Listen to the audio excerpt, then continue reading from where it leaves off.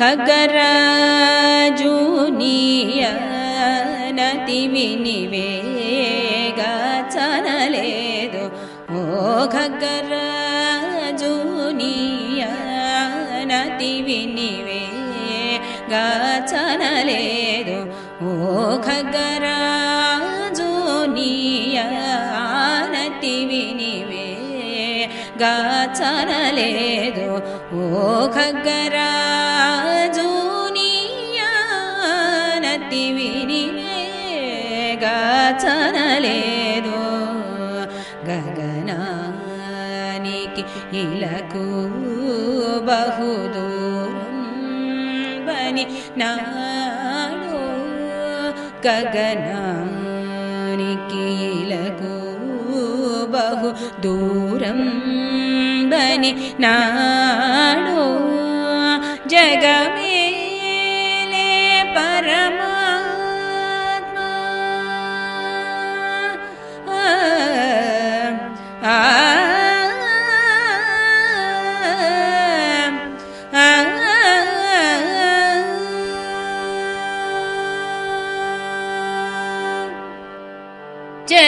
జగమేలే పరమాత్మ ఎవరితో మురళిడుదు జగమేలే పరమాత్మ ఎవరితో మురళిడుదు జగమేలే పరమాత్మ ఎవరితో మురళిడుదు వగజూపకు తాళను నన్నేలు కోరా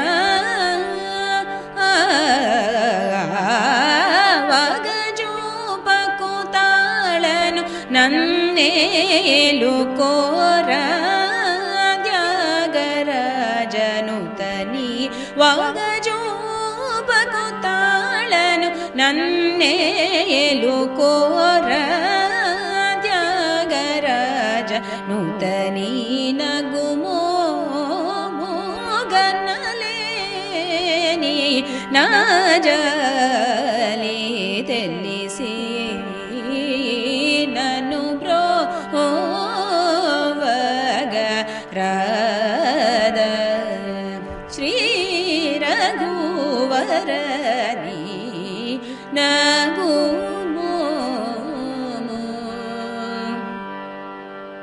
గనలేని నా జాలి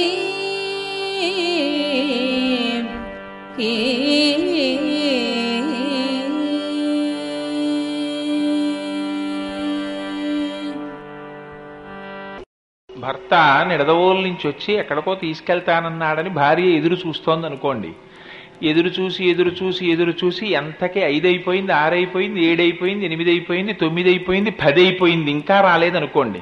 ఆ రాకపోతే ఆర్తి పరిపరి విధముల మారిపోతుంది. మారిపోయి చిట్ట చివరికి ఆయన కనపడేటటువంటి సందర్భం ఏర్పడే ముందు అవును పాపం రైలు రాలేదేం టైంకి, అసలు మనం ముందు ఏమీ అనకుండానే ట్రైను చాలా లేట్ అనుకుంటాను ఇవాళ అంటారు. అలా త్యాగరాజు గారు అంటారు, స్వామి నీ చుట్టూ ఉన్న వాళ్ళెవ్వరూ నా వద్దకి నిన్ను రావద్దని అనరు. నువ్వు వచ్చే స్వభావం ఉన్నవాడివి, అయినా నువ్వు నా దగ్గరికి రావట్లేదు. బహుశా కారణం పాపం నువ్వు గరుక్మంతుడికి చెప్తే వెడదాన్ని రమ్మని. గగనానికి ఇలకు బహుదూరం బనినాడో. అబ్బో స్వామి ఏం పెడతానులేండి, మనం ఇక్కడ ఉన్నాం, ఆయన అక్కడ ఉన్నాడు, ఇంత దూరం మళ్ళీ ఎందుకు అన్నాడేమో. ఎంత దెప్పి పొడిపో చూడండి. ఆ వాగ్గేయకారుల యొక్క కృతులలో లోపల ఆర్తి, భగవంతుణ్ణి పొందాలి, దర్శనం చేసుకోవాలి, ఆయన రావట్లేదు. అందుకని అది ఏమనాలో కూడా తెలియదు. కానీ ఎంత లాలిత్యంతో లలితమైనటువంటి మాటలు పడతాయో చూడండి. ఆ ఆక్రోశంలో భాషలో పారుష్యం ఉండదు. అంత దూరం నుంచి రమ్మంటే అంత దూరం నుంచి ఇంత దూరం ఏం పెడతాను లేండి, అబ్బా ఎక్కడ ఆకాశం ఎక్కడ భూమి, చాలా దూరం కదా అన్నాడేమో గరుక్మంతుడు. లేకపోతే పాపం మీరు రాకుండా ఉంటారా అని ఒక అర్థం. ఆంతరమునందు స్వామి నిజంగా నువ్వు రావాలంటే, నాకు కనపడాలంటే అక్కడి నుంచి ఇక్కడికి రావాలా స్వామి, నువ్వెక్కడ లేవు, ఇందుగలడు అందులేడని సందేహము వలదు చక్రి సర్వోపగతుండు ఎందెందు వెదకి చూచిన అందందే కలడు దానవాగ్రని వింటే అని ఆ రోజున ప్రహ్లాదుడంటే ఒక స్తంభంలోంచి నువ్వు బయటికి రాలేదు. అలాంటిది ఇవాళ నువ్వు నిజంగా ఒక్కసారి పాపం త్యాగరాజు అంత బాధపడుతున్నాడు, ఒక్కసారి త్యాగరాజు కనపడదాం అనుకుంటే నీకు గరుక్మంతుడు కావాలా? నువ్వు ఎక్కడి నుంచైనా రావాలా? ఎక్కడ లేవు నువ్వు. నా ఆర్తికి నా చిత్తశుద్ధికి ఏమిటి తార్కాణం? గజేంద్రుడు ఎప్పుడు పిలిచాడు? చిట్ట చివర ఓపిక అంతా అయిపోయిన తర్వాత పిలిచాడు. లావొక్కింతయు లేదు ధైర్యము విలోలంబయ్యే ప్రాణంబులా ఠావుల్ తప్పెను మూర్ఛ వచ్చే తను ఉండసెన్ శ్రమంబయ్యడిన్ నీవే తప్ప ఇతప్పరం బెరుగ మన్నింపందగున్ దీనునిన్ రావే ఈశ్వర కావవే వరద సంరక్షింపు భద్రాత్మక అంటే ఆ రోజున అంత కష్టపడి వచ్చావే. ఆర్తితో పిలిచిన పిలుపు చిట్ట చివర ఊపిరాగిపోయే ముందు పిలిచింది నీకు వినపడితే ఈనాడు ఇంత ఆర్తితో ఇంత ఎలుగెత్తి నిన్ను పిలుస్తున్నాను నీ చెవిన పడలేదా? పడలేదంటే నా తప్పయి ఉండాలి. నా తప్పైతే నువ్వు రాకపోతే నేను ఎవరికి చెప్పుకోను. నువ్వు రాలేదు, ఇంకొకరు రాకపోతే స్వామి ఇవాళ మా అబ్బాయి రావాలనుకున్నాను ఇంకా రాలేదేమిటి స్వామి, నువ్వు రక్షించు వాడు వచ్చేసేటట్టు చూడని నీకు చెప్పుకుంటాను. నాకు ఆకలేసింది అన్నం దొరకలేదు నీకు చెప్పుకుంటాను. నాకు సంగీతంలో ఒక సమస్య వచ్చింది అర్థం కాలేదు నీకు చెప్పుకుంటాను.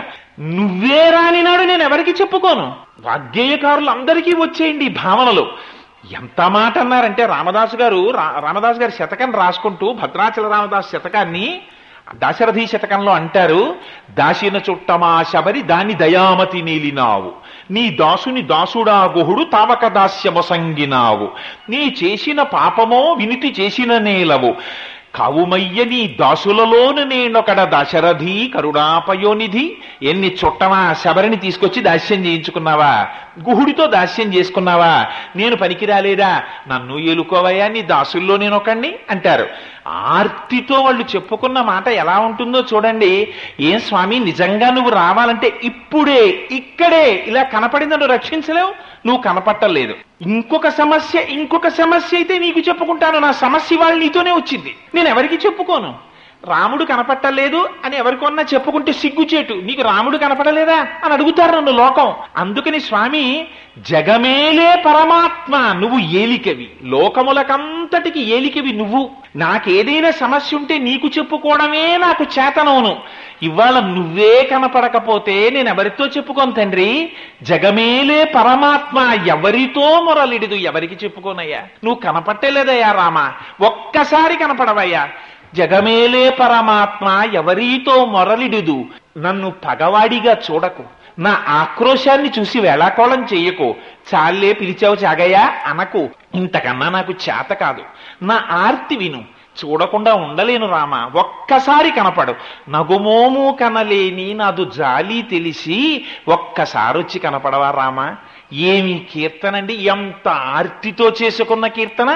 అప్పటికప్పుడు సందర్భాన్ని అనుసరించి గురువుగారు పాట పాడమంటే ఆ రామదర్శనం కోసం వెంపర్లాడిపోతూ త్యాగరాజు గారి నోటి వెంట వచ్చినటువంటి అద్భుతమైనటువంటి కీర్తన. అయితే ఇది ప్రప్రథమ ప్రయోగమే కనుక ఇంతకన్నా ఎక్కువగా దాని లోపలికి వెళ్ళినా చేసినా ఓహో తరువాతి కార్యక్రమాలు ఇలాగే సాగదీపుగా ఉంటాయేమోనని వీటిని పాడు చేయకూడదు కనుక సంక్షిప్తమైనటువంటి వ్యాఖ్యానాన్ని అందిస్తున్నాం. అంటే వీటి అందం దేని కొరకు అంటే మీరు తెలియని వారిని కాదు, మీకు తెలియదని కాదు, ఆ కీర్తన విన్నప్పుడు ఒక్కసారి ఆ వాగ్గేయకారులు మనస్సులో మిదిలేరనుకోండి, ఆ త్యాగరాజు గారు ఆనాడు ఎలా నిలదీశారో తెలుసా? ఏం పిలిచారండి నిజంగా, నా జగమేలే పరమాత్మ. అందుకే అక్కడికి వచ్చేటప్పటికి చూడండి ఆ కీర్తన ఎలా మారిపోతుందో.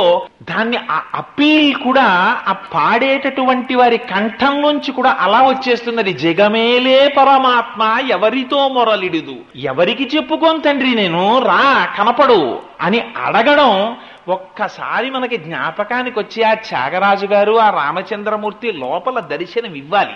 ఇస్తే అది మనం అనుభవించిన నాడు ఆ కీర్తన యొక్క ప్రయోజనం మనకు బాగా అందుతుంది. అందుకోసమని ఈ ప్రయత్నం. సరే, ఇప్పుడు శ్యామశాస్త్రి గారి యొక్క ఒక కీర్తనని తల్లి ఆలాపన చేస్తారు.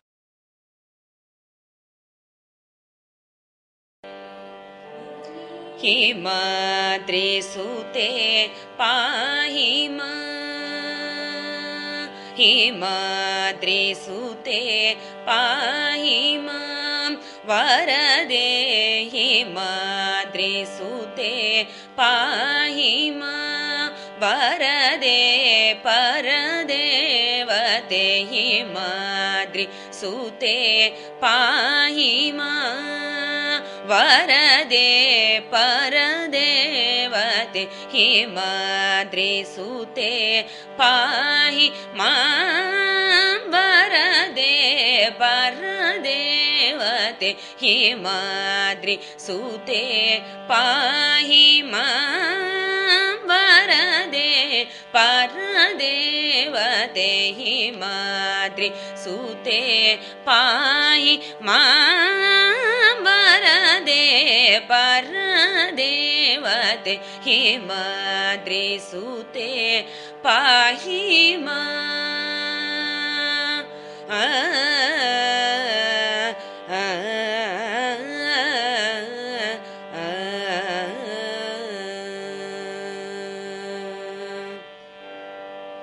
सुमेरु मध्य वासिनी अम्ब सुमेरु मध्य वासिनी अम्ब सुमेरु मध्य वासिनी अम्ब सुमेरु मध्य वासिनी श्रीकामाक्षी हिमाद्रिसुते पाहि मां सुमेरु मध्य वासिनी श्रीकामाक्षी हिमाद्रिसुते पाहि मां वरदे परदेवते हिमाद्रिसुते पाहि मां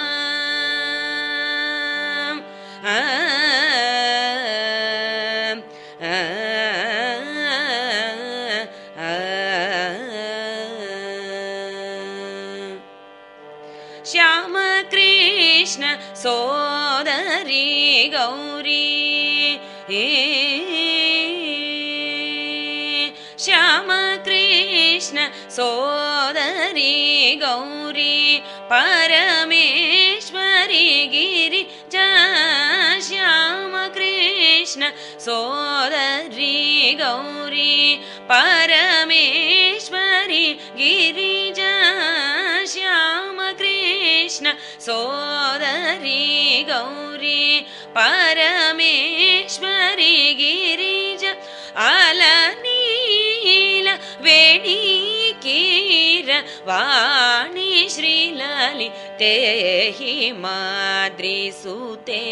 पाहि मां श्याम कृष्ण सोदरी गौरी परमेश्वरी गिरिजा अलनील वेणीकीर वाणी श्रीललिते हिमाद्रिसुते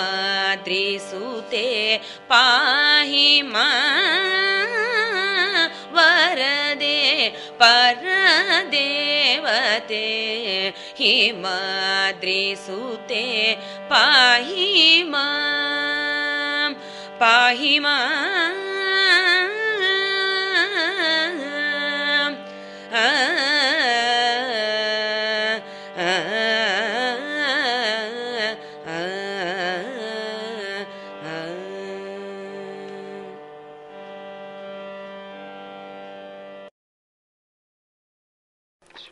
త్యాగరాజస్వామి వారు ఆర్తితో జగమేలే పరమాత్మ ఎవరితో మొరలిడుదు అంటే పరమాత్మ ఎంత కదిలిపోయారో తెలుసా అండి. పిల్లవాడికి తండ్రి క్రికెట్ బ్యాట్ తెస్తాన్రా అని నిజంగా 10 రోజులు పోయాక బ్యాట్ తీసుకొచ్చాడు అనుకోండి, ఆ 10వ రోజు కూడా ఒరే మర్చిపోయానరా అంటే పిల్లాడికి ఆక్రోశం వచ్చేసి మీరు ఎప్పుడు ఇలాగే అంటారు అని ఏడి చేసిన తర్వాత ఆ బ్యాట్ తీసి చూపిస్తే మురిసిపోయిన కొడుకుని చూసుకోవడం తండ్రికి ఆనందం. అలా కుమార్తె వివాహం అయిపోయిన తరువాత ఈ కీర్తన చేస్తే స్వామి అనుకున్నారేమో బహుశా రహస్యంగా నీకు దర్శనమిస్తాననుకున్నావా చాగయ్య? నీ ఆర్తి ఏమిటో లోకానికి తెలిసేటట్టు దర్శనమిస్తానన్నారు. ఎక్కడిచ్చారో తెలుసా అండి ఆ దర్శనం? ఆయన జీవితంలో ఒక్కసారి తీర్థయాత్రకు వెళ్ళారు. కంచిలో ఉండిపోతే ఉపనిషత్ స్వాముల వారు పెద్దవారని ఆయన దర్శనానికి వెళ్ళి వస్తూ తిరుమల వెళ్ళారు. ఈయన త్యాగరాజు గారు దర్శనానికి వెళ్ళేటప్పటికీ తెరలు వేసేశారు వెంకటేశ్వర స్వామి వారికి. వేసేస్తే దర్శనానికి వేళ అయిపోయింది, తెరేసేసామన్నారు. అక్కడ నిలబడి మళ్ళీ ఆర్తితో అడిగారు, తెర తీయరా అని. ఆనాడు ఆర్తితో పిలిచావు కదూ, ఈనాడు నీ ఆర్తితో నువ్వు భగవద్ దర్శనానికి అడ్డు వచ్చిన తెరలు తీయించగలిగిన వాడివని లోకమంతా తెలుసుకునేటట్టు దర్శనమిస్తానన్నారు. అందరూ చూస్తుండగా తెరలు తీసి వెంకటాచలపతి దర్శనమైంది త్యాగరాజు గారికి. ఆ కీర్తన పరమేశ్వరుణ్ణి అంత కదిపి మన ఆంధ్రదేశంలో మన వెంకటేశ్వర స్వామి వారు త్యాగరాజు గారి భక్తిని నిరూపించినటువంటి కీర్తన. రెండవది శ్యామశాస్త్రి గారిది. ఇప్పుడు తల్లి ఆ చేసినటువంటి ఆ కీర్తన ఇంట్లో కేవలం వినపడితే చాలు, అంత శక్తివంతమైన కీర్తన. ఎందుచేత ఆ మాట అంటున్నానంటే, శ్యామశాస్త్రి గారి జన్మయే చాలా విచిత్రమైంది. కంచిలో బ్రహ్మదేవుడు తపస్సు చేసి అమ్మవారు ప్రత్యక్షమైతే స్వర్ణమూర్తిని ప్రతిష్ఠ చేశారు, స్వర్ణ కామాక్షిని. అప్పుడే ఆ తరువాత కాలంలో ఆదిశంకరాచార్యుల వారు శ్యామశాస్త్రి గారి కుటుంబీకులలో ఆ పూర్వతరాల్లో ఉండేటటువంటి వారిని అర్చకులుగా నియమించారు. కొంతకాలం అయిన తరువాత కృష్ణదేవరాయల వారి సామ్రాజ్యం పతనం అయిపోయి బహమనీ సుల్తాన్లు విజృంభించిన తరువాత బంగారు కామాక్షీదేవికి ఇబ్బంది ఏర్పడుతుందని విగ్రహం పట్టుకుని అర్చక వృత్తిలో ఉన్నటువంటి శ్యామశాస్త్రి గారి పూర్వీకులు అరణ్య మార్గాల గుండా అనేక ప్రాంతాలకు వెళ్లిపోయారు, తిరిగి కంచి వద్దామని. అనుకోకుండా వారు తిరువారూరు చేరుకున్నారు. ఆ త్యాగయ్య గుడిలోనే, అంటే పరమశివుని యొక్క ఆలయంలోనే ఆ విగ్రహాన్ని కూడా పెట్టి పూజలు చేస్తున్నారు. అప్పటికి వెంకటాద్రి అయ్యర్ అని శ్యామశాస్త్రి గారి తాతగారు. శ్యామశాస్త్రి గారి తండ్రి పేరు విశ్వనాథ శాస్త్రి గారు. విశ్వనాథ శాస్త్రి గారు కాపరం ఉంటున్నటువంటి వీధి చివర ఉన్న ఒక బ్రాహ్మణుడు ప్రతి నెల చిట్ట చివర బ్రాహ్మణ సమారాధన చేసేవాడు. అక్కడికి వచ్చినటువంటి ఒక బ్రాహ్మణుడికి పూనకం వచ్చి విశ్వనాథ శాస్త్రి భార్య ఎక్కడ తీసుకురండి అని అరిచాడు. ఆవిడ్ని తీసుకొచ్చారు. వెంకటేశ్వర స్వామి వారు ఆవహించి వచ్చే చైత్రమాసంలో కృత్తికా నక్షత్రంలో అమ్మవారి అంశలో మీరు ఏ తల్లి పాదములు పట్టి పూజ చేస్తున్నారో ఆ తల్లే పుంస్వరూపంతో కుమారుడిగా నీ కడుపున పుడుతోంది, 100 అన్నదానం చేస్తావా అని అడిగారు. అంత శక్తి నాకుందా, 100 అన్నదానం చేయగలనా అంది ఆవిడ. పోని 4వ వంతు 25 మందికి చేస్తావా అన్నారు ఆయన. అలాగే చేస్తాను అంది. వెంకటేశ్వర స్వామి వారి యొక్క పూనకం తగ్గిపోయింది. ఆ బ్రాహ్మణుడి మీద వచ్చిన ఆవేశం ఉపశమించింది. ఖచ్చితంగా వచ్చే చైత్రమాసం కృత్తికా నక్షత్రంతో కూడినటువంటి రోజున శ్యామశాస్త్రి గారు జన్మించారు. వెంకట సుబ్రహ్మణ్యము అని ఆయనకి పేరుంచారు. కానీ ఆయన మూర్తి అంత పొడగని, తెల్లటి పంచె కట్టుకుని జరియంచు ఉత్తరీయం వేసుకుని ఆయన తాంబూల చర్వణం చేసేవారు. తాంబూలం వేసుకుని ఆజానబాహువై బంగారపు పొన్నుకర్ర పట్టుకుని పాదుకలు వేసుకుని తంజావూరు వీధుల్లో నడుస్తూ ఉంటే సంగీత సామ్రాట్టులు వేయించేస్తున్నారని అందరూ లేచి నిలబడేందుకు నమస్కారాలు చేసేవారు. అంతటి ఆకర్షణ శక్తి కలిగిన వారు అమ్మవారి స్వరూపం. అందుచేత ఆయన యొక్క స్వరూపాన్ని చూసి తల్లిగారు ముద్దుగా ఆ నీలమేఘశ్యాముడైన కృష్ణమూర్తిలా ఉన్నారని శ్యామకృష్ణ అని పిలిచేవారు. అదే ఆయనకి శ్యామకృష్ణ అన్న పేరు, శ్యామశాస్త్రి అన్న పేరు ఉండిపోయింది. అలాగే ఆ ఉండిపోవడంలో ఏం చిత్రం జరిగిందంటే, వారికి చిన్నతనం నుంచి అర్చకత్వంలోనూ ఆ మంత్రాల్లోనూ దానికి సంబంధించినటువంటి విషయాల్లోనూ తండ్రి గారు ప్రవేశపెట్టి ప్రావీణ్యుల్ని చేశారు. మేనమామ గారు మాత్రం సంగీతంలో కొంత ప్రవేశం ఉన్నవారు. అందుకని ఆయన దగ్గర సంగీతం నేర్చుకుని ఈయన కొన్ని కృతులు పాడుతుండేవారు. ఒకనాడు తండ్రి గారు ఏదో పని మీద ఊరు వెడితే అర్చకత్వం చేస్తూ సంగీతబద్ధమైనటువంటి రాగ సంయుక్తంగా చాలా అందంగా అమ్మవారి కీర్తనలు పాడుతూ అమ్మవారికి అర్చన చేస్తున్నారు. ఆ పారవస్యాన్ని చూసి అక్కడికి ఒక ధనికుడు వచ్చి ఎంత అందంగా పూజ చేశారా పరమాత్మకినని ఒక ఖరీదైన శాలువా ఒకటి బహూకరించాడు. ఇది తెలిసి మేనమావ గారికి ఆగ్రహం వచ్చి శ్యామశాస్త్రి గారు కొనుక్కున్నటువంటి సంగీతం పుస్తకాలు చింపి అవతల పారేశాడు. అయినా పాపం తల్లి నచ్చ చెప్పింది, సంగీతం నేర్చుకుంటున్నారు. రామకృష్ణ స్వాముల వారు త్యాగరాజు గారిని ఉద్ధరించినట్టు సంగీత స్వాముల వారు అనేటటువంటి ఆయన కాశీపట్టణంలో విశ్వేశ్వరుడి ముందు నృత్యం చేసి సంగీతం పాడేవారు. మహానుభావుడు చాతుర్మాస్యం కోసమని వారు తిరువారూరు వచ్చారు. ఆ తంజావూరు వచ్చారు. 18 సంవత్సరముల తరువాత అక్కడ ఉన్నటువంటి మహారాజు గారు తులాజీ అనేటటువంటి వారు తంజావూరులోనే అమ్మవారికి ఆలయ నిర్మాణం చేసి విశ్వనాథ శాస్త్రి గారిని తంజావూరు తీసుకెళ్లిపోయారు. అమ్మవారికి 32 ఎకరాల సుక్షేత్రమైన భూమిని ఇచ్చారు కైంకర్యానికి. అటువంటి స్థితిలో శ్యామశాస్త్రి గారికి ఆ సంగీత స్వాముల వారు కనపడి స్వరార్ణవాన్ని త్యాగరాజు గారికి రామకృష్ణానంద స్వాముల వారు ఇచ్చినట్టే సంగీతంలో అనేక రహస్యములను ఆయనకి నేర్పారు. నేర్పిన తరువాత శ్యామశాస్త్రి గారు చాలా సంతోషించిన తరువాత వారు చాతుర్మాస్య దీక్ష అయిపోయి ఆ సంగీత శాస్త్రి గారు వెళ్ళిపోతూ సంగీత స్వాముల వారు ఇక్కడే ఉన్నటువంటి పచ్చిమిరియం అప్పయ్య శాస్త్రి గారు అనేటటువంటి సంగీత విద్వాంసుల దగ్గర మిగిలిన సంగీతం నేర్చుకోవలసింది అని ఉద్బోధ చేశారు. శ్యామశాస్త్రి గారు వారి దగ్గర సంగీతం నేర్చుకునేవారు. ఆశ్చర్యకరమైన విషయం ఏమిటంటే గురువుల ముందు తాంబూల చర్వణం చెయ్యరు. కానీ శ్యామశాస్త్రి గారికి ఎప్పుడూ తాంబూలం వేసుకునే అలవాటు. గురువులు కాదని అనలేదు, తాంబూలం నవ్వులు అన్నారు. వీరు తాంబూలం నవ్వులుతూనే సంగీతం నేర్చుకునేవారు. ఒకనాడు గురువుగారితో మాట్లాడుతుండగా నోటిలో ఉన్నటువంటి తాంబూల ఉచ్ఛిష్టము గురువుగారి ఉత్తరీయం మీద పడింది. పడేటప్పటికి శ్యామశాస్త్రి గారు గభాలన ముందుకు వంగి ఆ ఉత్తరీయాన్ని తీసి కడిగి పట్టుకొస్తానన్నారు. గురువుగారు ఏమన్నారో తెలుసా అండి? నీకు ఆయన శ్యామశాస్త్రి అని పిలిచేవారు కాదు, కామాక్షి అని పిలిచేవారు. ఎందుకు సంగీతం నేర్పానో తెలుసా శ్యామశాస్త్రి నీకు? ఏనాటికైనా నీ నోటి తాంబూలం ఈ ఉత్తరీయం మీద పడాలని నేర్పాను. ఆయనకి తెలుసు ఆ వచ్చినటువంటి వారికి సంగీతం తాను నేర్పడం లేదు, ఆయనలోనే ఉండిపోయిన సంగీతాన్ని ప్రచోదనం చేస్తున్నానంతే. అమ్మవారే పుంస్వరూపంలో పుట్టిందని తెలుసుకున్నారు గురువుగారు. ధునోతుధ్వాంతం న స్థులిత దళితేందీవరవనం అన్నట్టే రణీజిత్వాదైత్యానపహృత శిరస్త్రై కవచిభి అన్న శ్లోకంలో సౌందర్యలహరిలో శంకరులు అంటారు, అమ్మవారి తాంబూలం నోట్లోకి ఎవరికైనా పెట్టిందా వారు మహాకవులైపోతారు. ఆ తాంబూలం ఉత్తరీయం మీద పడితే అంత పొంగిపోయారు గురువుగారు. సరే, వారి దగ్గర సంగీతం నేర్చుకున్నారు, గొప్ప సంగీత విద్వాంసులు అయ్యారు. ఆ రోజులలో భూలోకం చాప చుట్టు కేశవయ్య గారని ఆయనకి బిరుదుతో కూడి ఒక పెద్ద సంగీత విద్వాంసుడు ఏనుగెక్కి వస్తుండేవాడు. ఆయన నన్ను గెలవగలిగిన వాడు ఎవరైనా ఉన్నారా అని చాటింపు వేసుకుని వచ్చారు. వచ్చి శ్యామశాస్త్రి గారిని వారితో వాదనకి తీసుకెళ్లారు. తీసుకెడితే వాదన ప్రారంభమయ్యే ముందు అమ్మవారిని అర్చన చేసి బయలుదేరారు శ్యామశాస్త్రి గారు. అమ్మవారి దగ్గర శకునములు కనపడ్డాయి. ఆ పసుపులో, కుంకంలో, పువ్వులలో నువ్వు గెలుస్తావని శకునాలు కనపడ్డాయి. ఇంటికి వెళ్ళారు. అమ్మవారి కుంకుమ లలాటమునందు ధరించి రాజాస్థానమునకు వెళ్లి వాదన ప్రారంభించారు. బ్రహ్మాండమైన వాదన జరిగింది. జరిగిన తరువాత శాస్త్రంలో తానం పలికేటప్పుడు శిరస్సు కదపకూడదు సంగీతంలో. అందుకని శ్యామశాస్త్రి గారు అన్నారు, నువ్వు శిరస్సు కదపకుండా తానాన్ని పలుకు అన్నారు. ఆయనకి తానం పలికితే శిరస్సు కదపడం అలవాటు. ఆ వచ్చినటువంటి భూలోకం చాప చుట్టూ కేశవయ్య గారికి ఆయన చెప్పలేకపోయారు.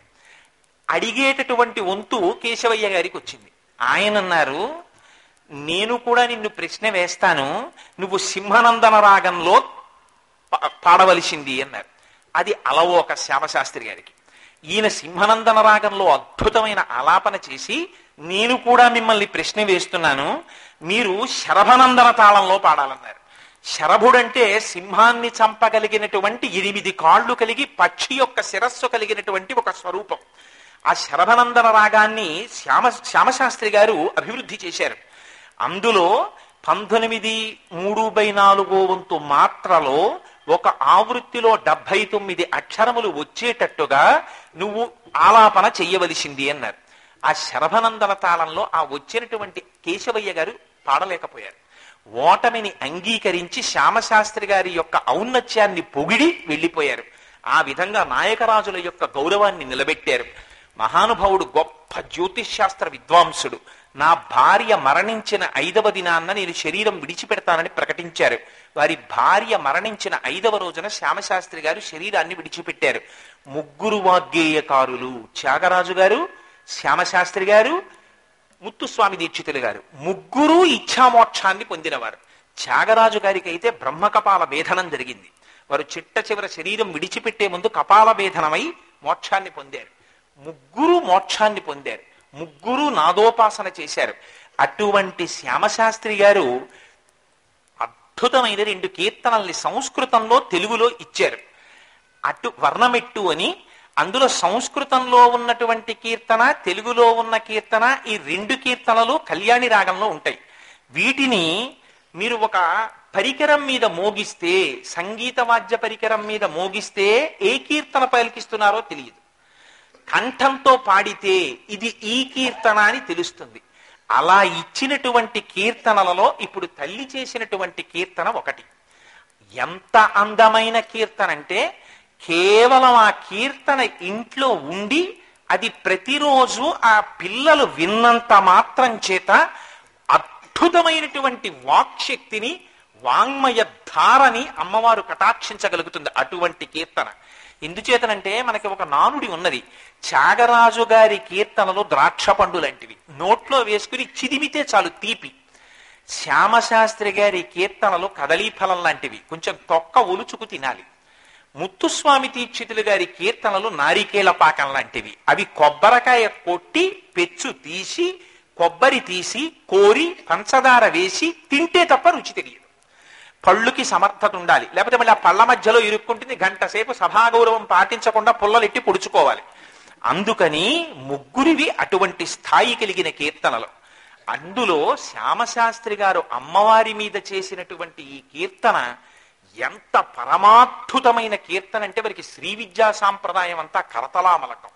మహానుభావుడు సాక్షాత్ అమ్మవారి స్వరూపం. వారు అమ్మవారిని ఉద్దేశించి చేసిన ఈ కీర్తనలో ఎన్ని రహస్యాలు దాచారో, ఆ కీర్తన కేవలం విన్నంత మాత్రం చేత ఎంత శక్తి వస్తుందో, ఆ కీర్తన పాడగలిగితే ఇంకెంత అదృష్టమో. ఆ కీర్తనని పాడగలగడానికి పాండిత్యంలో ఒక స్థాయికి వెడితే తప్ప సంగీతంలో పాడలేరంటారు. ఇవాళ తల్లి పాడగలిగారంటే అమ్మవారి కృప కలిగింది కనుక పాడగలిగారు. ఆ కీర్తన మొదటి చరణం చూడండి, ఎంత గొప్ప మాటలు వేశారో శ్యామశాస్త్రి గారు. అమ్మా, ఆ మొదటి చరణం అనండి ఒక్కసారి. హిమాద్రి సుతే పాహి మా,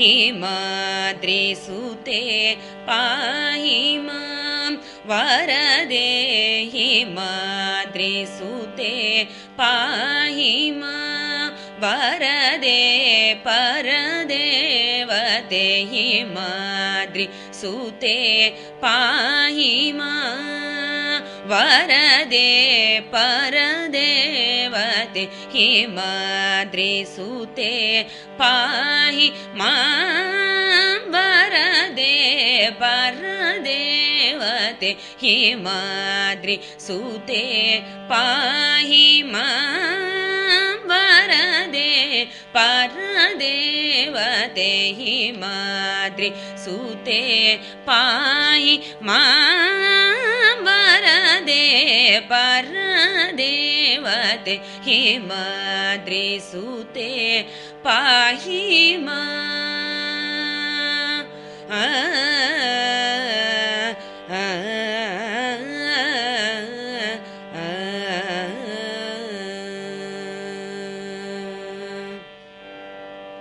సుమేరు మధ్య వాసిని అంబ, సుమేరు మధ్య వాసిని అంబ, సుమేరు మధ్య వాసిని అంబ, సుమేరు మధ్య వాసిని శ్రీకామాక్షి, హిమాద్రి సుతే పాహి మాం. సుమేరు మధ్య వాసిని శ్రీకామాక్షి, शीहिमाद्रिसुते पाहि मा वरदे परदेवते हिमाद्रिसुते पाहि मा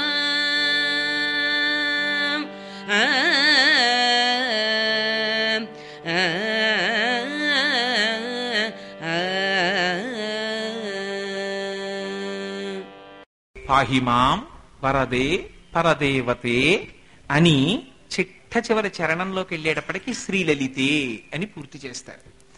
అందులో గొప్పతనం చూడండి. ఆ కీర్తనలో అమ్మవారిని పిలుస్తున్నారు శ్యామశాస్త్రి గారు. అమ్మ ఆయనకి చిన్న పిల్ల రూపంలో ఒంటి నిండా నగలు ధరించి రాజగోపురంలో కూర్చుని ఒళ్ళు మరిచి సంకీర్తన చేస్తుంటే పాలు పట్టుకొచ్చి చెల్లెలి రూపంలో అన్నయ్య అన్నయ్య అని పాలిచ్చేది. ఆ పాలు తాగారు శ్యామశాస్త్రి గారు. ఇంటికి వచ్చి అమ్మని అడిగారు, ఎందుకు పంపించావని. నేను పంపించలేదు, మీ చెల్లి ఇప్పుడు వచ్చిందన్నారు ఆవిడ. అందుకని ఆయన కీర్తనలలో చివర శ్యామకృష్ణ సహోదరి అని కామాక్షీదేవిని వాళ్ళ ఇంటి ఆడబడుచుగా ఆరాధ్య దైవంగా, శ్యామకృష్ణ సహోదరి అంటే విష్ణు సహోదరి అయినటువంటి అమ్మవారిగా కీర్తనలలో వేసుకుంటూ ఉంటారు ఆయన. అందులో త్యాగరాజనుత అని త్యాగరాజు గారు అంటారు, శ్యామకృష్ణ సహోదరి శ్యామకృష్ణ పూజిత అని వెయ్యడం శ్యామశాస్త్రి గారికి అలవాటు. ఇందులో చూడండి ఎంత గొప్ప పిలుపు పిలిచారో. హిమాద్రిసుతే అంటే హిమవంతుని యొక్క కుమార్తె, అందుకని హైమవతి అమ్మ పార్వతి. ఆ పిలుపులో గొప్పతనం ఏమిటి? అనేక మంది మహర్షులకి ఆలవాలం హిమాలయ పర్వతం. ఎందరో అక్కడ తపస్సు చేస్తుంటారు.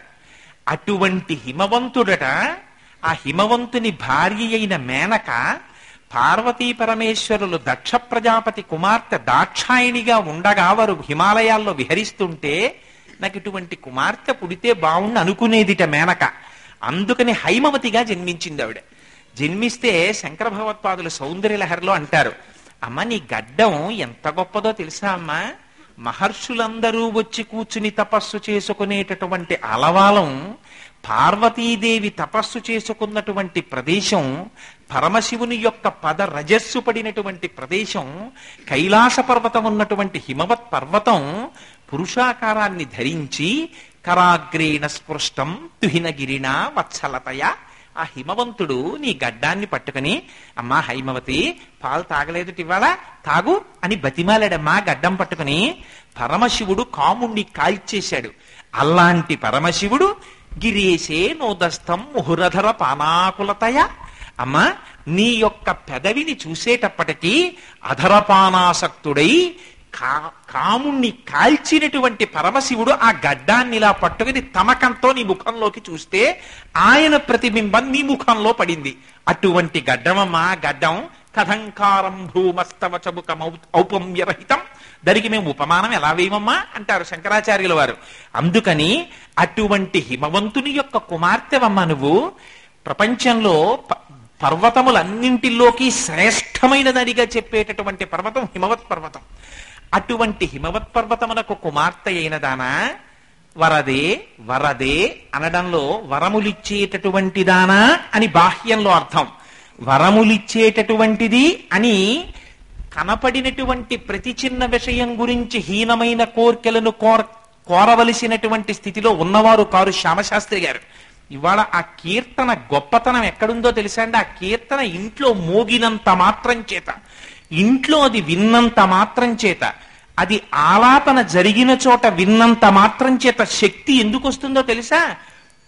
వరదే అన్న మాటకి గొప్పతనం.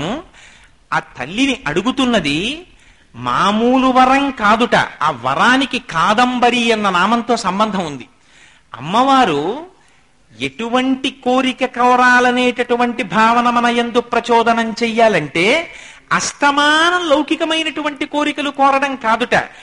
ఏ ఆనందాన్ని అనుభవించడం చేత అపారమైనటువంటి సుఖము కలుగుతుందో అటువంటి ఆనందము కేవలము పరమేశ్వరుని యొక్క పాదముల నుంచి స్రవించేటటువంటి అమృతమునందు తప్ప వేరొక దాని యందు లేని కారణము చేత సర్వకాలముల యందు భగవంతుని యొక్క పాద సంస్మరణము చేసేటటువంటి భక్తిని కల్పించమనేటటువంటి కోరికని కోరేటట్టుగా చేసి ఆ కోరికని తీర్చగలిగిన తల్లి కనుక వరదేట.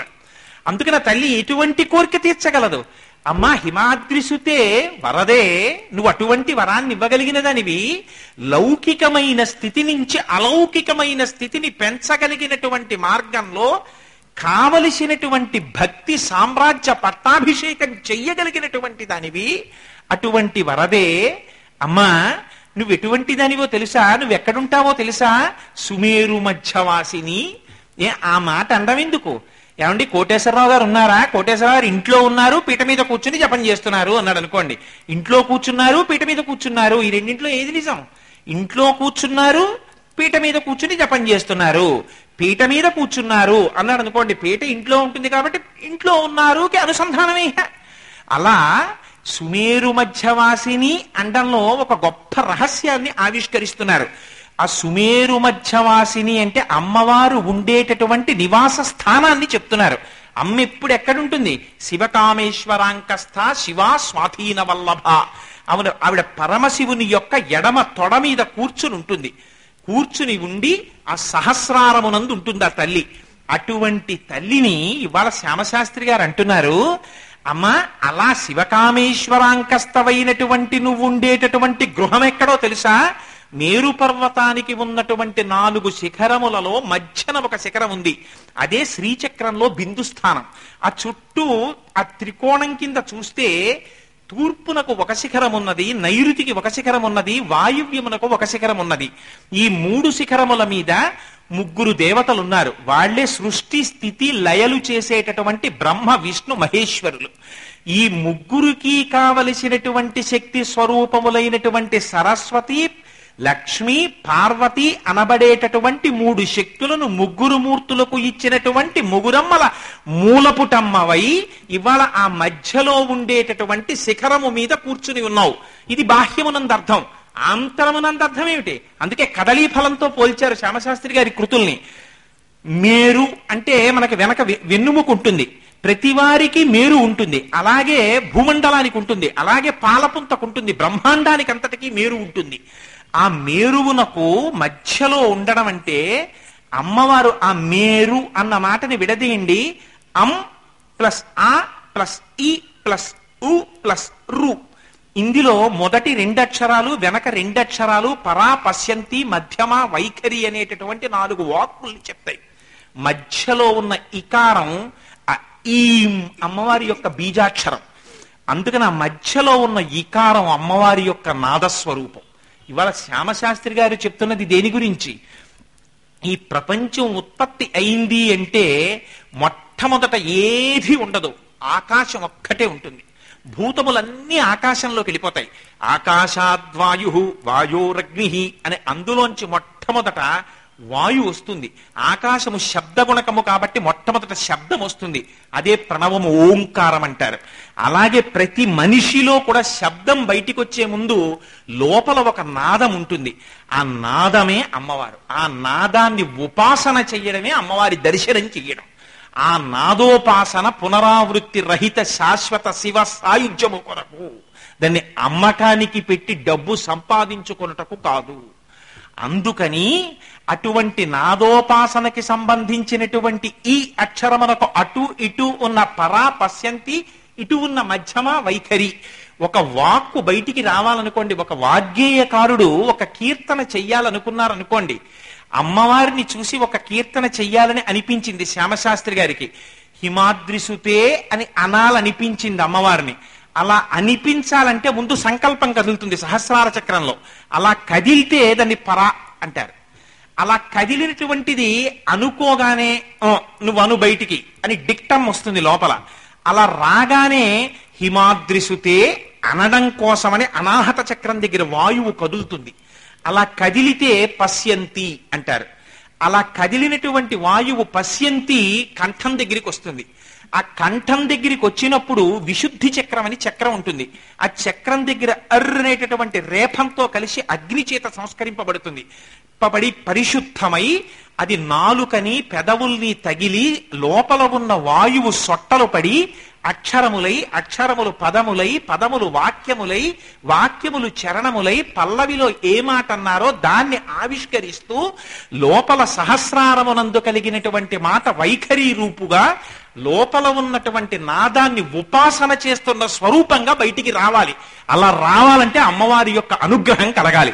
సహస్రారమునందు నాకు కలిగినటువంటి తలంపు వైఖరి వాక్కై బయటికొస్తే అది ఆకాశమునందు ప్రయాణించి మీ చెవిలోకి వెడితే, చెవిలోంచి లోపలికి వెళ్లి మనస్సుని తాకితే ఇక్కడ సహస్రారమునందు కలిగిన భావన అక్కడ సహస్రారమునకు అందుతుంది. అలా అందించగలిగినటువంటి లోపల ఉన్న నాదస్వరూపిణి అయిన అమ్మవారు ఎవరుందో ఆవిడ ఇకారం. ఆవిడ సుమేరు మధ్యవాసిని. బాహ్యమునందు అక్కడ సుమేరు మధ్యలో ఉన్నటువంటి శిఖరము మీద ఉన్న తల్లి. ఇక్కడ నేనిప్పుడు కీర్తన చేస్తుంటే, నేనిప్పుడు వ్యాఖ్యానం చేస్తుంటే, ఇప్పటి వరకు ఆ తల్లి సుమేరు మధ్యవాసిని అంటుంటే అది పలికినది ఎవరో తెలుసా అండి? శ్యామశాస్త్రి గారి వెంట. శ్యామశాస్త్రి గారి నోటి వెంట ఆ రోజు వచ్చిన కీర్తన ఈనాడు ఆ తల్లి నోటి వెంట వస్తుంటే లోపల ఉన్న అమ్మవారి నాదము చేత అనుగ్రహింపబడి బయటికి వస్తోంది. ఆ వాక్కునకు ఆ శక్తి ఋషితుల్యమైన వాక్కు నుంచి వచ్చింది. ఆ రావడం చేత ఆ మాట ఇంట్లో వినపడిందా? వినపడగానే పరదేవతానుగ్రహం కలుగుతుంది. అదే వాగ్దేవి యొక్క అనుగ్రహము అంటారు. అందుకనే చిట్ట చివరి చరణానికి వెళ్ళేటప్పటికి కీరవాణి అంటారు అమ్మవారిని. అమ్మవారి అనుగ్రహం కలిగిందా వాడికి అపారమైనటువంటి వాంగ్వైభవం వస్తుంది, లేదా అపారమైన సంగీతంలో ప్రావీణ్యుడవుతాడు. మీరు ఏది కావాలంటే అది చెయ్యగలిగినటువంటి అనుగ్రహాన్ని ఆ ఆ కీర్తనలో రహస్యంగా దాచారు శ్యామశాస్త్రి గారు. ఒక మహర్షి బీజాక్షర సంయుక్తమైనటువంటి శ్లోకాన్ని అందించినట్టే శ్యామశాస్త్రి గారు ఎంత గొప్ప ప్రయత్నం చేశారో చూడండి. అందుకని సుమేరు మధ్యవాసిని వరదే పరదేవత, అదిగో ఆ మధ్యలో ఉన్నటువంటి మధ్యమా స్వరూపంలో ఉన్నటువంటి వాక్కునకు అధిష్టానమైనటువంటి దేవతకి పరదేవత అని పేరు. ఆ పరదేవత అన్న మాట ఉన్నదే ఆ కీర్తనలో అది బయటికి వస్తుంది. సుమేరు మధ్యవాసిని పరదేవత హిమాద్రిసుతేని. ఆ ఆలాపనతో దాన్ని విన్నంత మాత్రం చేత అది శ్యామశాస్త్రి గారు లోపల దర్శనం చేస్తూ బయటికి వ్యక్తీకరించిన వైఖరి వాక్కు కనుక ఆ వాక్కులోంచి శబ్ద బ్రహ్మమయి చరాచరమయి జ్యోతిర్మయి వాంగ్మయి అని మీ ఇంట్లో ఆ కీర్తన పలుకుతోంది అనుకోండి టేప్ రికార్డర్లో, మీకు తెలియచ్చు తెలియకపోవచ్చు. అయ్యో మా ఇంట్లో బాంబు పక్కన నిప్పెట్టానని తెలియదండి అంటే ఊరుకోదు, పేలుతుంది. అలాగే ఇంట్లో ఆ కీర్తన పలుకుతోంది అనుకోండి, అమ్మవారి యొక్క అనుగ్రహం వైఖరి రూపంలో ఒక్కసారి శబ్ద బ్రహ్మంగా ఇల్లంతా వ్యాప్తి చెందిస్తుంది. అది ఏది సాధించి పెట్టలేదు మీకు. అంతటి మహత్తరమైన విషయాల్ని వాగ్గేయకారులు మన కోసం అందించారు. అదిగో ఆ శక్తి అందులో ఉంది. అటువంటి సుమేరు మధ్యవాసిని అమ్మా. ఏదమ్మా తర్వాత చరణం అనండి. శ్యామ కృష్ణ సోదరి గౌరీ,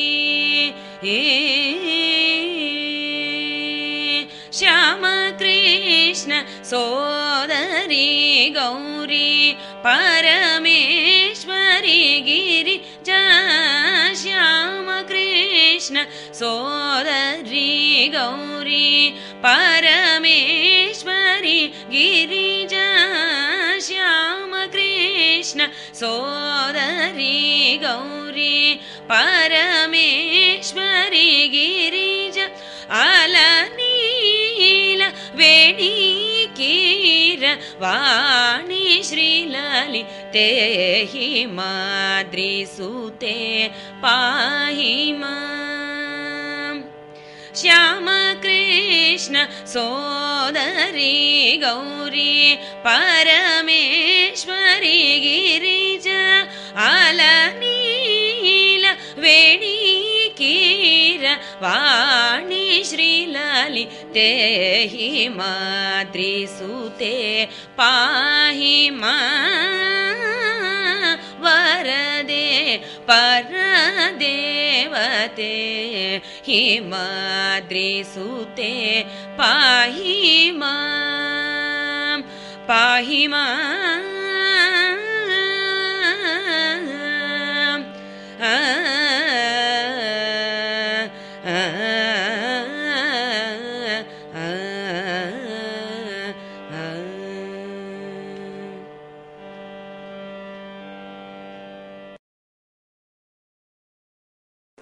సుమేరు మధ్యవాసిని అయినటువంటి ఓ అమ్మా, నువ్వు కీరవాణివి, శ్రీలలితవి, శ్యామకృష్ణ సహోదరివి, నీలవేణివి అని ఆ మాటలలో ఉన్న గొప్పతనం చూడండి.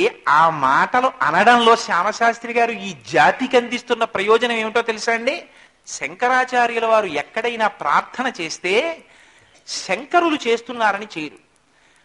ఆయన ఎంత గొప్ప విషయం అంటే, దృశాద్రాఘీయస్యాదరదలిత నీలోత్పలరుచ దవీయాంసం దీనం స్నపయ కృపయా మాం అపిరుచే అంటారు. అమ్మా నన్ను కూడా అంటారు. ఎందుకు శంకరులు అలా అంటాం? ఈ శ్లోకాన్ని తరువాత తెలిసి కాని తెలియక కాని ఎవరైనా చదివితే ఎవరు చదువుతున్నారో వారి యందు అమ్మవారి అనుగ్రహం ప్రసరించాలి. ఇది వారి యొక్క అనుగ్రహం. అందుకని వారు జగద్గురువులయ్యారు. ఇవాళ శ్యామశాస్త్రి గారు అంటారు, అమ్మా నువ్వు ఎటువంటిదనివో తెలుసా? నువ్వు సుమేరు మధ్యవాసినివి, నువ్వు నీలవేణి కలిగినటువంటి దానివి, అంటే నల్లని జడ కలిగినటువంటి దానివి, కేశబంధం కలిగిన దానివి, కబరీబంధం ఉన్నదానివి. అమ్మవారి జుత్తు గురించి ఈ కీర్తనలో చెప్పడం ఎందుకు శ్యామశాస్త్రి గారు అంటే, అందులో ఎంత గొప్ప రహస్యం చెప్పారో తెలుసా అండి? అమ్మవారి యొక్క కబరీబంధం మన కంటికి కనపడదు. జాగ్రత్తగా జ్ఞాపకం పెట్టుకోండి. అమ్మవారిని మనం ఎదురుగుండా వెళ్ళి దర్శనం చేస్తాం. అమ్మవారి వెనక్కి వెడితే కిరీటానికి మధ్యలో కొంచెం ఖాళీ ఉండి అందులోకి కబరీబంధం ఇముడుతుంది.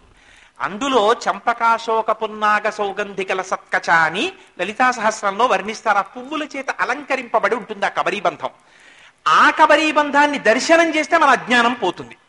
చీకటిని ఎలా పోగొడుతుంది?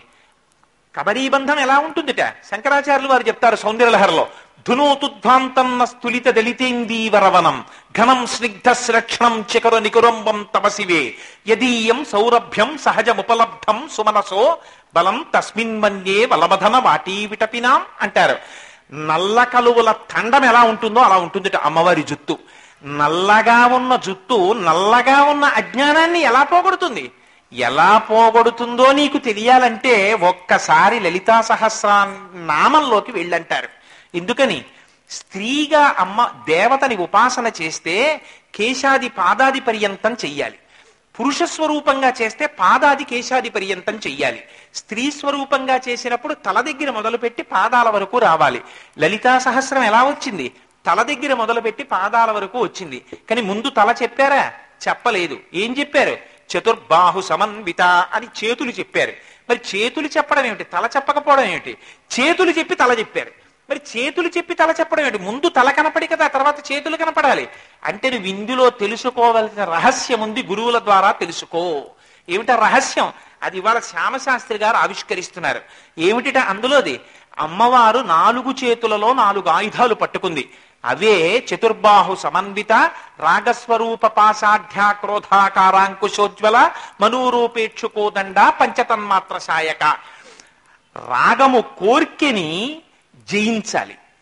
అస్తమానం సంసారమునందు లంపటముతో కూడినటువంటి కోరికలు మాత్రమే కోరుకోవడం కాదు.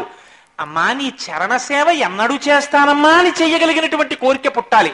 అదిగో అటువంటి కోర్కెలు కోరేటట్టుగా మనస్సుని మార్చగలిగినటువంటి స్థితిని ఇచ్చి వరములనిస్తుంది. కాబట్టి వరదే ఆ తల్లి. అందుకని క్రోధాకారాంకుశోజ్వల, క్రోధాన్ని క్రోధంతో, కోరికని తిరస్కృతితో, అమ్మవారి చేతిలో ఉన్న బాణముల ఆకర్షణ శక్తి చేత గెలవబడితే మనస్సు ఆనాడు అజ్ఞానం పోవడానికి కబరీబంధ దర్శనం అవుతుంది. అందుకని చేతులు దర్శనం అయితే తప్ప అమ్మవారి యొక్క కబరీబంధం దర్శనం అవ్వదు. అందుకని చేతులు చెప్పి తల చెప్తారు అమ్మవారిది. ఆ కబరీబంధంలో ఎంత గొప్పతనం ఉందో తెలుసా అండి? ఆవిడ జుత్తు నల్లగా ఉంటుంది. ఇవాళ శ్యామశాస్త్రి గారు కూడా అదే అంటారు. అమ్మవారు ఎప్పటిది? ఇవాల్టిదా నిన్నటిదా? అమ్మ ఆవిడికి పూర్వజ అని పేరు. అందరికన్నా ముందుంది ఆవిడ. పైగా అమ్మలగన్నయమ్మ, ముగురమ్మల మూలపుటమ్మ, చాలా పెద్దమ్మ. నమ్మితి నామనంబున సనాతనులైన ఉమామహేశులం మిమ్ము పురాణ దంపతుల మేలు భజింతు కదమ్మ, మీటి పెద్దమ్మ దయాంబురాశివి కదమ్మ, హరిం పతిచేయుమమ్మ, నిన్ను నమ్మిన వారికెన్నటికి నాశము లేదు కదమ్మ ఈశ్వరి అంటారు పోతన గారు.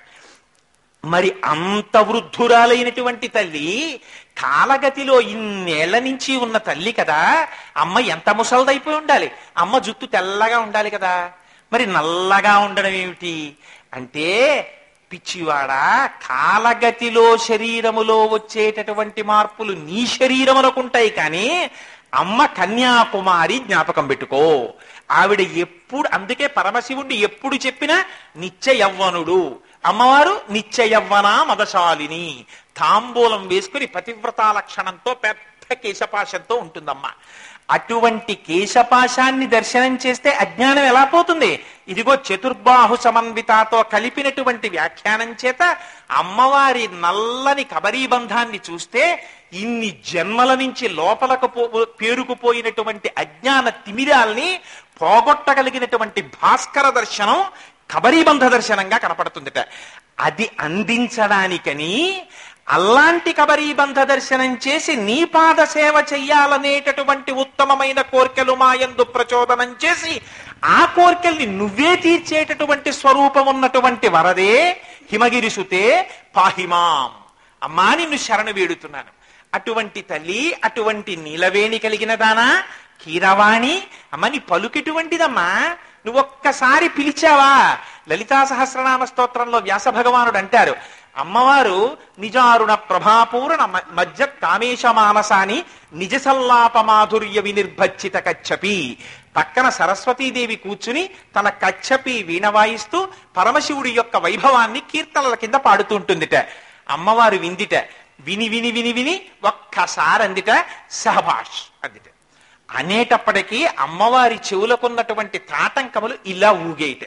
ఊగేటప్పటికి అమ్మవారి చెక్కిళ్ళు అద్దాల్లా మెరిసిపోతుంటాయిట.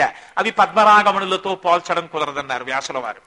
స్ఫురద్గండాభోగ ప్రతిఫలిత తాటంక యుగళం చతుశ్చక్రం మన్యే తమ ముఖమిదం మన్మధరమ రథం యమారుహ్యదృహ్యత్కమనిరమక్కేందు చరణం మహావీరోమార ప్రమదపతయే సంగీతమతే అన్నారు శంకరాచార్యుల వారు.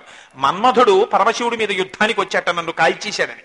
వస్తే అయ్యా మీ మీదకి మన్మధుడు యుద్ధానికి వస్తున్నాడన్నారట. అంటే పరమశివుడు అన్నట్ట, ఒరే నేను సూర్యచంద్రుల్ని చక్రాలుగా పెట్టుకున్న రథం ఎక్కుతాను, వాడు ఏ రథం ఎక్కుస్తున్నాడన్నారట. అంటే వాళ్ళన్నారట, ఆయన ఏ రథం ఎక్కుస్తున్నాడో తెలుసా? మీ ఆవిడ ముఖాన్ని రథంగా చేసుకుని వస్తున్నాడు. దానికి చక్రాలు అమ్మవారి చెక్కిళ్ళు, ఆవిడ చెవిలోకున్న తాటంకములు ఊగితే ఏర్పడిన ప్రతిబింబములు. ఇప్పుడు యుద్ధం చెయ్యి అన్నారట. అసలు ఇలా రథం వంక చూశాట పరమశివుడు. ఇంత పరమశివుడు అమ్మవారి ముఖం చూసేటప్పటికీ నవ్వొచ్చేసి సంతోషంగా ఉండిపోయాట. మన్మధుడు అనుకున్నట్ట, నా రథం చూస్తేనే నవ్వేసిన వాడు యుద్ధం ఏం చేస్తాడు, గెలిచానని విడిపోయాట. అమ్మా అలా జయం ఇచ్చిన దానివమ్మా నువ్వు. అటువంటి తల్లివి, అటువంటి తల్లి నిజంగా సహభాష్ అందిట సరస్వతీదేవిని. అనేటప్పటికీ ఆ తాటంకములు ఇలా ఊగేయట. ఊగితే అవి ప్రతిఫలించేయట. అమ్మవారు తాంబూల చర్వణం చేస్తుందేమో, నోరు ఎర్రటి నోరు. ఆ నోటితో అమ్మ సహభాష్ అనేటప్పటికీ నోరు ఇలా తెరుచుకుందిట. శుద్ధ విద్యాంకురాకార ద్విజ పంక్తి ద్వయోజ్వల. ఈ ప్రపంచంలో వేదం నేర్చుకున్న మహాపురుషులందరూ అమ్మవారి దంతపంక్తిగా ఉన్నారట. ఎర్రని నాలుక. ఆ తాంబూలం ఇలా నోట్లో పెట్టిందా మూకుడు మహాకవి అయిపోయాడు. కాళిదాసు గారి నాలిక మీద బీజాక్షరాలు రాసిందా, జై జననీ సుధా సముద్రంత హృద్యన్మణి ద్వీప సంరూఢ బిల్వాట బీభజ్య కల్ప ధ్రుమాకల్ప కాదంబ కాంతార వాసప్రియే కృత్తి వాసప్రియే అని శ్యామలాదండకని చెప్పేశాడు.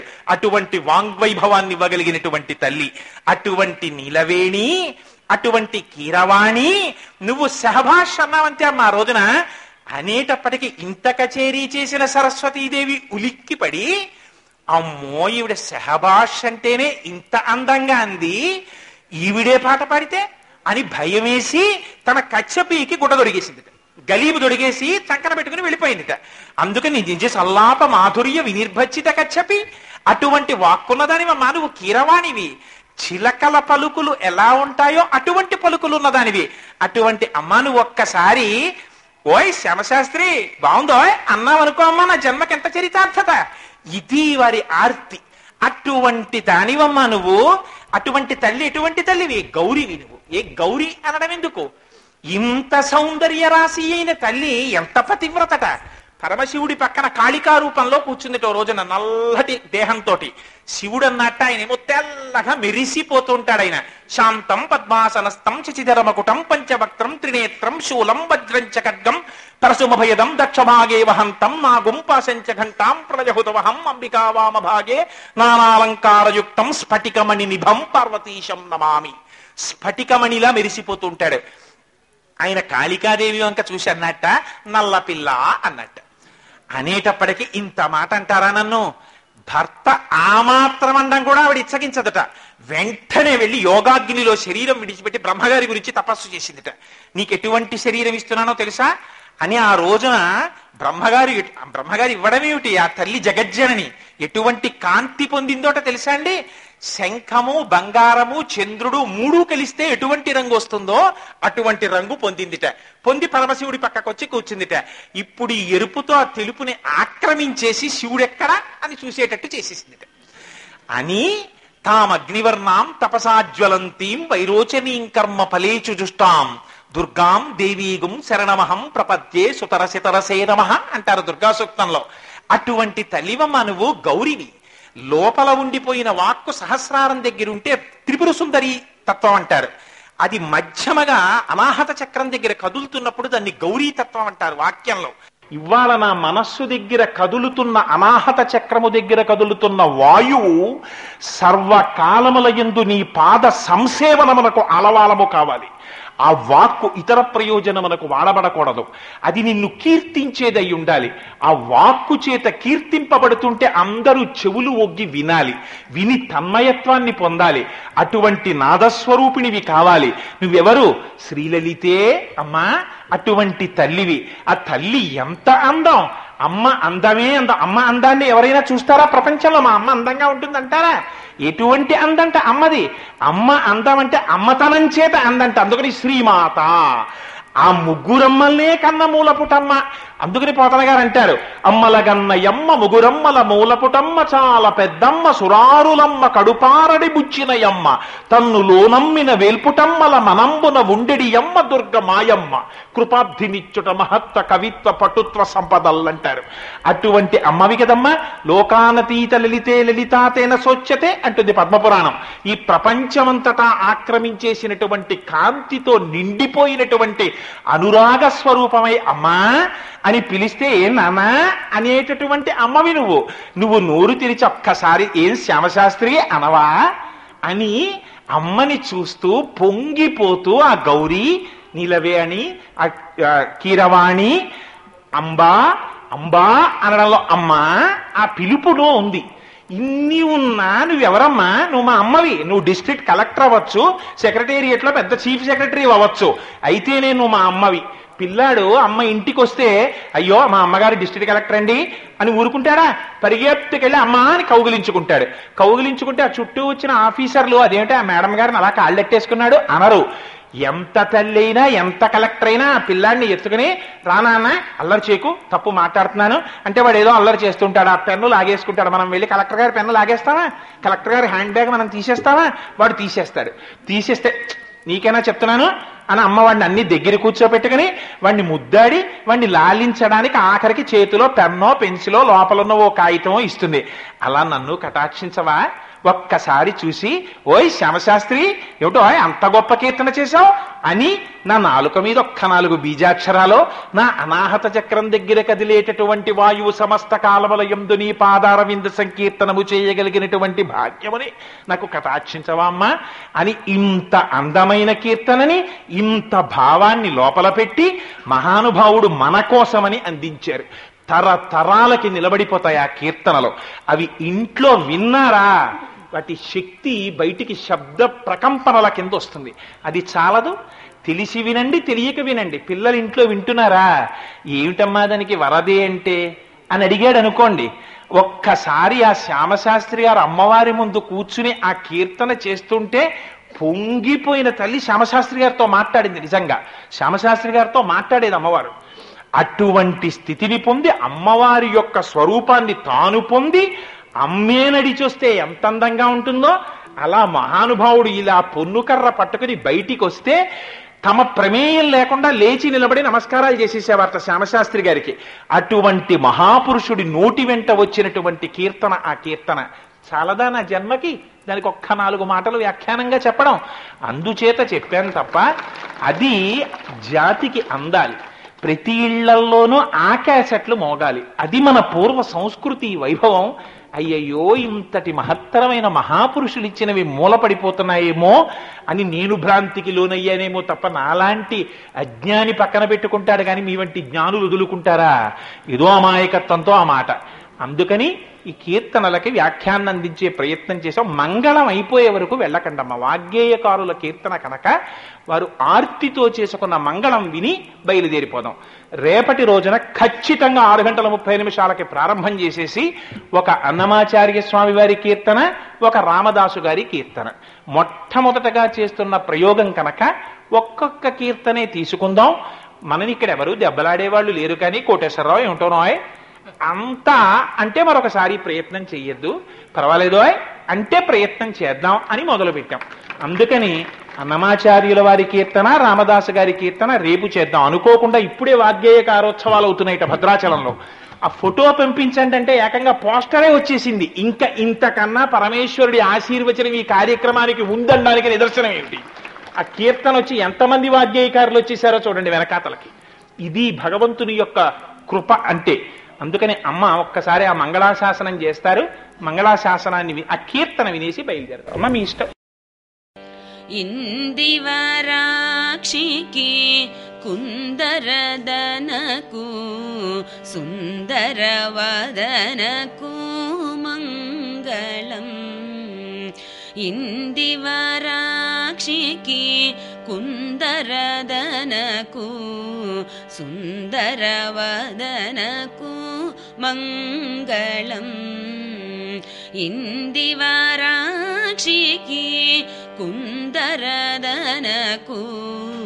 సుందరవదనకు మంగళం. చందురు సోదరి చందురు సోదరి అయిన శ్రీలక్ష్మికి జలనిధి కన్యకు మంగళం. చందురు సోదరి అయిన శ్రీలక్ష్మికి జలనిధి కన్యకు మంగళం. ఇందివరాక్షికి కుందరదనకు సుందరవదనకు మంగళం. పరమ పావానికి పద్మాలయకును పరమ పావానికి పద్మాలయకును మరుజననిధికి మంగళం. పరమ పావానికి పద్మాలయకును మరుజననిధికి మంగళం. ఇందివరాక్షికి కుందరదనకు సుందరవదనకు మంగళం. కరిరజగమనకు కాంతలలామకు కరిరజగమనకు కాంతలలామకు కంబుకంధరికి మంగళం. కరిరజగమనకు కాంతలలామకు కంబుకంధరికి మంగళం. ఇందివరాక్షికి కుందరదనకు సుందరవదనకు మంగళం. సుందరవదనకు మంగళం.